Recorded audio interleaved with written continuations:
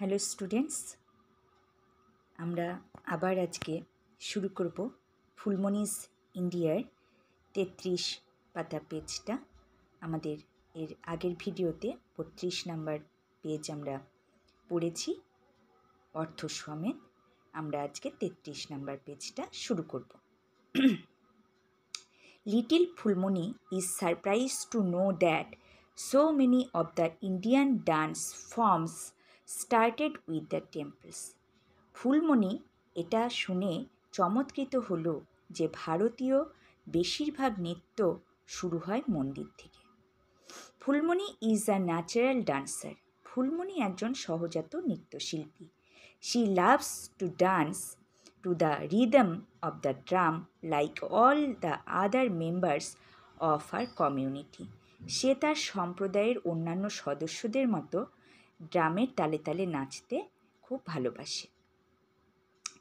Her teacher said that folk dance is a popular art from among the various communities of India. ভারতের বেশিরভাগ সম্প্রদায়ে লোকনৃত্য খুব জনপ্রিয়। দ্য পাঞ্জাবিজ লাভ দ্য ভাংড়া ডান্স। পাঞ্জাবিরা ভাংড়া ডান্স পছন্দ করে।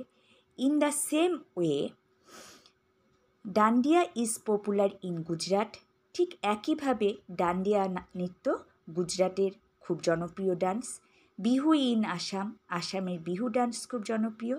And Chhau in West Bengal. আর ছৌ ডান্স আমাদের পশ্চিমবঙ্গের খুব পছন্দ বা জনপ্রিয়। Performers wire মাস্কস। পারফর্মাররা মানে অংশগ্রহণকারীরা মুখোশ পরে। They shake their heads and jump in the air in harmony with music. তারা তাদের মাথা নাড়ায় এবং মিউজিকের তালে তালে তারা লাফায়। Phulmoni always cries out in joy at the end of a Chhau dance performance. Chhau ডান্সের শেষে ফুলমণি আনন্দে চিৎকার করে। এবার দেখো ওয়ার্ড্রপ পড়ব। Bhimbetka. The place is situated in Madhya Pradesh. Bhimbetka হচ্ছে মধ্যপ্রদেশে অবস্থিত। Ajanta. The caves are situated in Maharashtra. Ajanta caves are famous for paintings based on the tales of lord Buddha. Ajanta গুহা মহারাষ্ট্রে অবস্থিত এবং গৌতম বুদ্ধের বিভিন্ন উপকথা নিয়ে ওই অজন্তার গুহাচিত্র অঙ্কন করা হয়েছে। Fresco, a painting on the plaster of the wall, মানে হচ্ছে ভাস্কর্য, দেওয়ালে ভাস্কর্য। Ellora. This cave are in Maharashtra too. ইলোরাও কোথায় অবস্থিত? মহারাষ্ট্রে। Images of Hindu gods and goddess are found here. এখানে হিন্দু দেবদেবীর ছবি দেখতে পাওয়া যায়। We also find sculptures related to Jainism and বৌদ্ধইজম।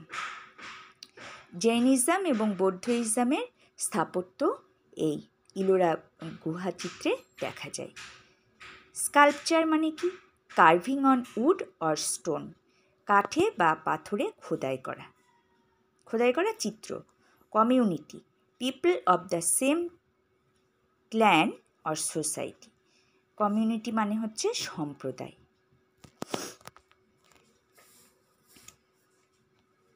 তাহলে আজকে এইটুকুই থাক, এরপরে আমরা আবার পরের অংশে চলে যাব।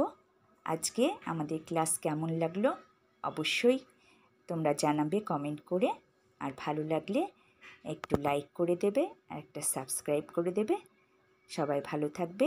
আমি আবার আগামী দিনে আমার নেক্সট ক্লাস নিয়ে তোমাদের সামনে চলে আসব। ততক্ষণ তোমরা সবাই ভালো থেকো।